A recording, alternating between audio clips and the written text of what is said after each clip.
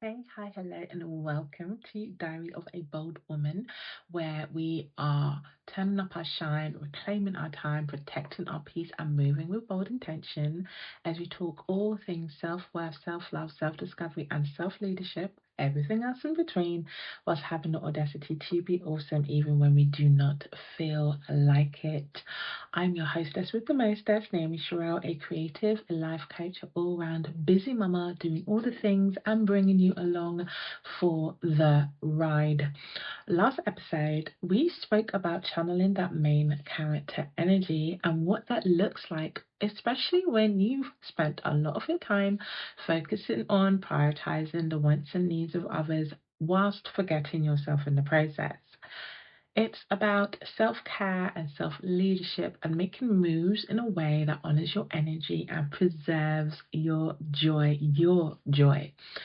Even if you felt like your life, you've been the background character for all of it, it's never too late to start your season beginning. So that was last episode. So, what's in store for today? Let's get to it. Dear Diary, what the Helliyonce is the soft life? I apologize in advance. Anyway, I don't know about you, but I don't believe I'm easily swayed by trends, says the girl with the chunky glasses. But I have most definitely found myself wearing big white socks over my leggings when before I was fully ankle socks crew. But to be fair, that's definitely a good move because I could not stand when a tiny little sock with that bunch up underneath my foot inside my trainer. I'd be like, yo, do your job and stay by my ankle. But there we have it. But anyway, TikTok trends. Okay. Me and TikTok, we're not the best of friends. Okay. Hasn't really been my vibe. Maybe I haven't tried hard enough, but at the moment I'm living and breathing just fine without it. But if you are on any form of social media or if you've come across any form of publication, you're going to come across some kind of trend, okay? Because it's going to make the news in some way, shape, or form. So, TikTok trends. This particular one I'm going to talk about, I found really interesting because it's basically what I've been, preaching about for a whole minute. Okay. And that's what has been called the soft life movement. There's just been like a boost of videos related to this thing. Now, I'm not here to glorify TikTok and the videos and the aesthetic that seems to be showing on there. And I'm not like poo pooing on anybody else's interpretation of what they consider a soft life. But for me, in my house, soft life for me is a leadership move. It's a power move. It's not about trying to give up on everything or not doing anything at all because it's a strategy for big grown up people, them, don't it? But anyway, I did a quick lickety loo on TikTok and looked at the top videos which they had. Of course, making sure I didn't fall into a doom scrolling hole. And this is what I found during my search. According to TikTok, the soft life is gourmet home cooked meals, super clean, sleek kitchen countertops, luxury shopping trips, reading books under fairy blankets, under candlelight, incense and long skincare routines, sipping hot bevies whilst watching the sunset from your veranda, cozy rugs, fluffy throws, no kids' toys in sight, bubbling brooks and hot tubs, country cottages, and golden haired dogs running through the fields. Of course, there were other videos that spoke about the soft life in a way that resonated a bit deeper with me.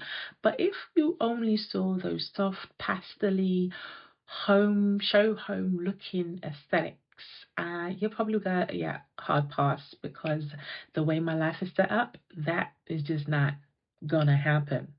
If you are one of those women with busy lives and kids and careers and multiple responsibilities, that look, uh, you would say, nah, never gonna happen, not in my lifetime. But the truth is, hallelujah, somebody. Soft life in its truest form is about living with intention. It's about saying no faster. It's about making space for your well being. It's about choosing a path that works with your energy and your emotional and mental resources. It's about living in alignment and not operating constantly in survival mode. We're talking about thriving versus surviving. Okay, so whether you want to call it the soft life or something else, I'm just happy people are, getting a bit clued in, you know what I'm saying? But can't stay as a trend. It needs to be a strategy. It needs to be a skill set. So soft life as a strategy. It's about self-care and self-leadership. It's about investing in your whole well-being. That is true soft life, okay? And you know what? That can actually look like different things to different people, and it could also look like different things for you on any given day. In my coaching capacity, I have this self-leadership framework that focuses on 4 pillars.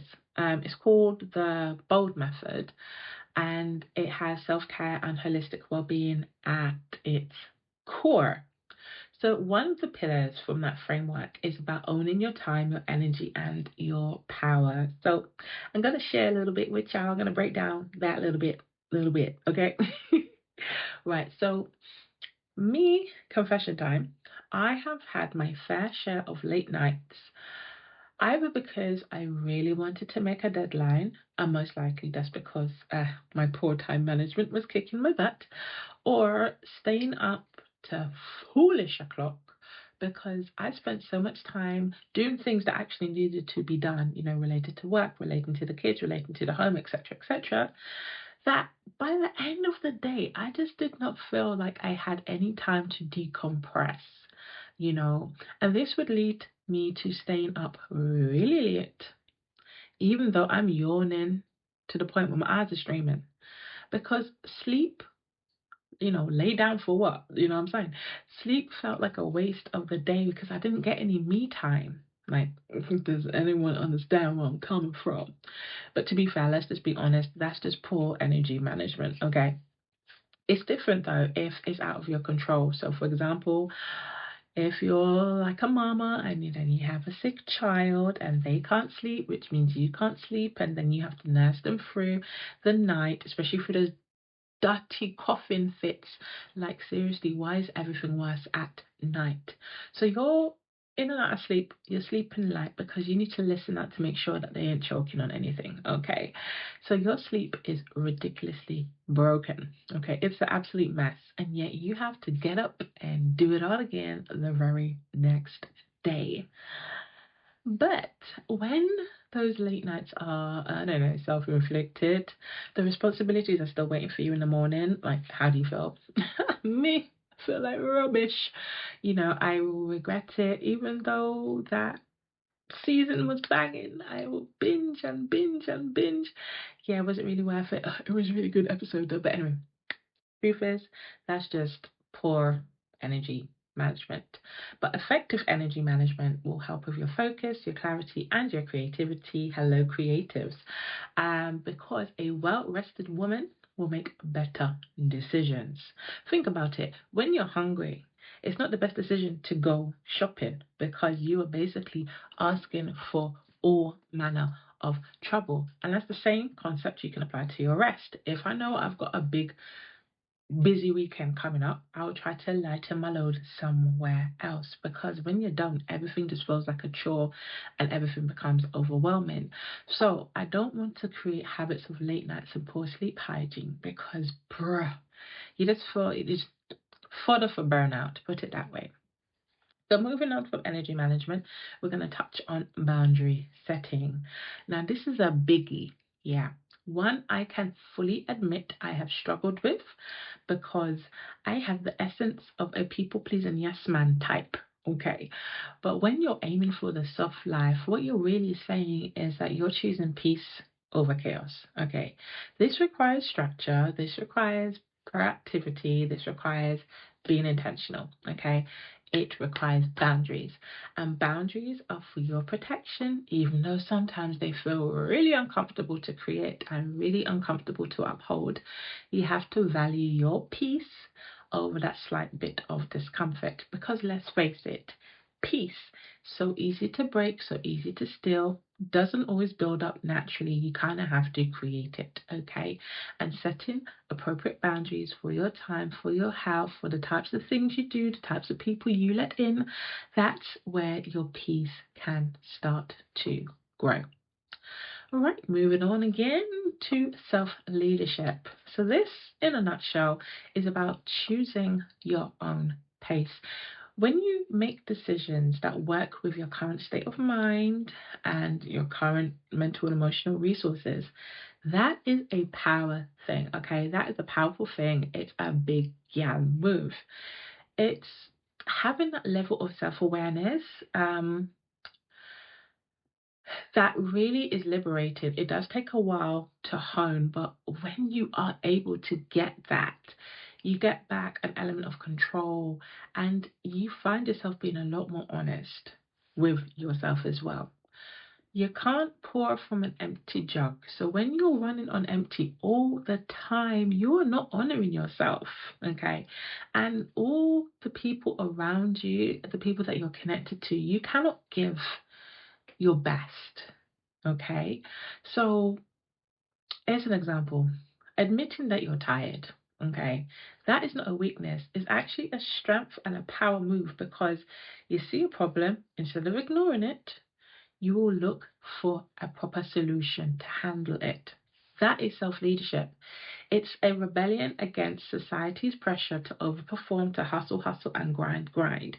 It's rebellion against that silent oppression to be a woman that has it all together, wears multiple hats, performs, entertains, nurtures, cares for others, and has to look good whilst doing it, okay? It's about letting go of self-sabotaging way of living and exchanging that for intentional self-care. So we're gonna look at this hard life, soft life flex, okay? Because yeah, from what I remember from going to a church, I would, for example, not bring my kids. I'll leave them with their dad, and I would get questions like, "Oh, where's the kids today? Oh, you left him with the dad. Is he going to be okay?" But when I come with the kids by myself, crickets. Like no one bats an eyelid. Like it's just like expected that I can handle. Do you get what I'm saying? Um, and you know what? Stemming from that, I've had some really interesting conversations with some of the women who's made those comments. And I guess it's related to how we see our mothers and our grandmothers. They're strong women who sacrifice everything for their families, including themselves. So when you realize sometimes how hard these women have worked, sometimes it's kind of hard to complain. You just want to suck it up and get on with it, even if you feel like you're falling apart. Because some of these women, our mothers and grandmothers, have raised families in some next level conditions. Okay. Or there's you finding yourself in a position where you become the go to for everybody. You're the go to for the family because you seem organized and you seem together. But maybe you're just very good at masking your pain. So people assume you have the time and energy to take on more, because wavering, complaining, and expressing it that you're struggling, you're just not going to do those things because you have a reputation to uphold, or maybe the environment is just not conducive to you wanting to be that open and be that honest. I remember during my health visitor days, the amount of mothers that were literally just looking for permission to rest, okay? They have sleep deprivation, they're adjusting to motherhood, they have poorly babies, they have difficulty breastfeeding, they have slow recovery, have all these things that say, yes, please take a rest. And yet they're like, well, I still have stuff to do because mom guilt is real. So they choose to push instead of resting. And it's just like, yo, where does that mom guilt even come from? Okay. The truth is, it shouldn't exist in the first place. But somewhere along the line, there seems to be this blueprint on how things are supposed to be done by a woman during this period of her life. And that was written by somebody before her, and someone before her, and someone before her. And no one put up their hands and said, wait a minute, this is bogus. Okay. To be fair, the blueprint doesn't even exist in the first place. But basically, we're all blagging it. We're all, literally winging it. Okay.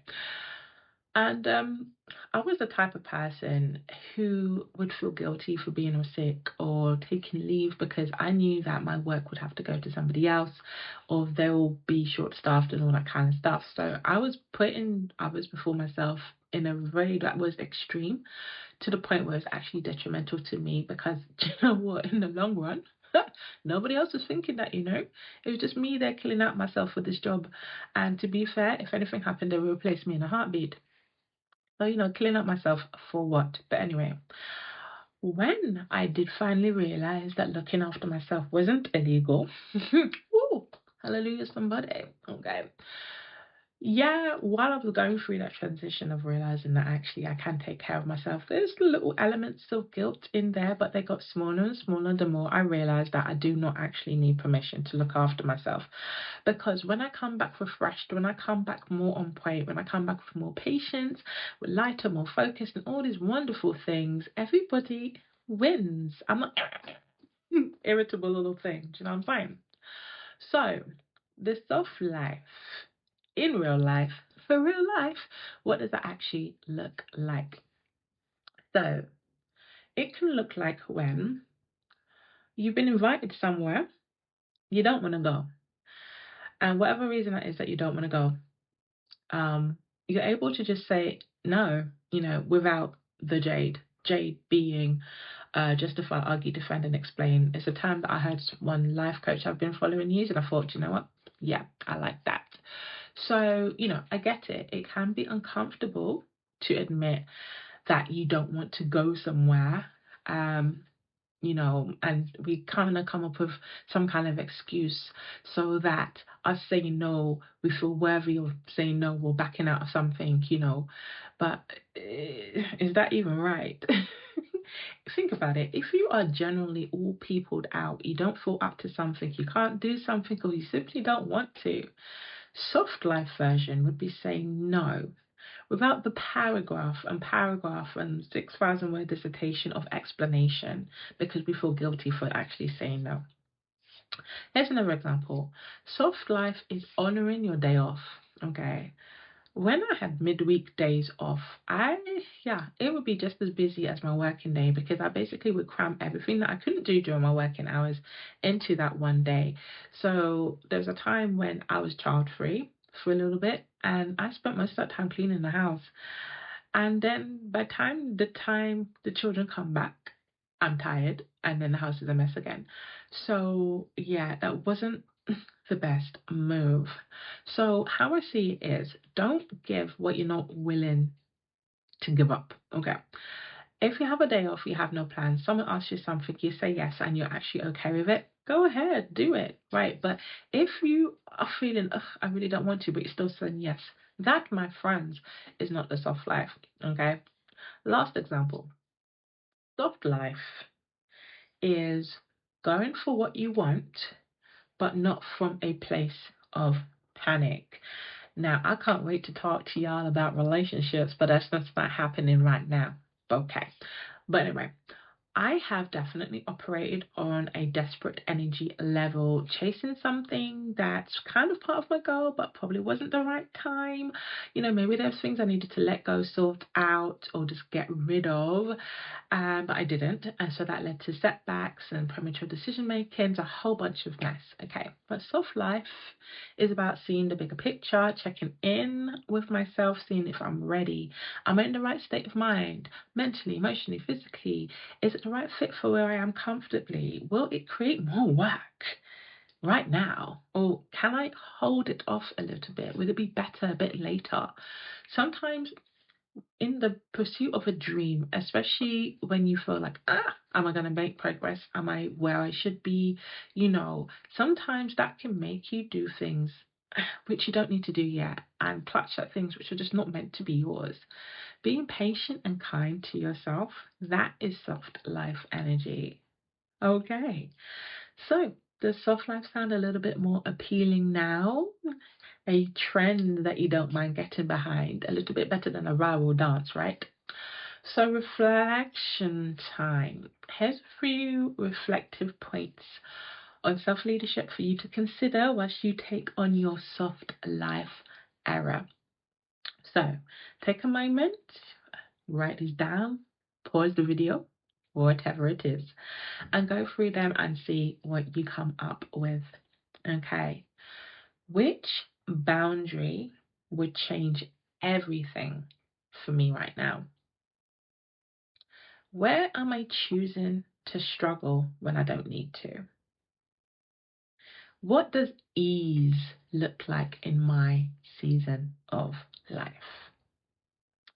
Now, wrapping up, sticking a pretty bow on it as well, I really hope that you have enjoyed this episode. Remember, the soft life is not about buying a really expensive candle on monthly payments, but it's about turning your phone off, putting it on D&D, and not being ashamed about it at all. Because at the end of the day, it is more than a trend, more than a luxury. It's a strategic game changer. That's the soft life, big people style. So I hope you've enjoyed this episode. Feel free to share your thoughts on your soft life commitment for this week, and be sure to tune in to our next diary entry. It is a snooze fest. Okay, until next time, stay fabulous, and I'll see you at the next entry.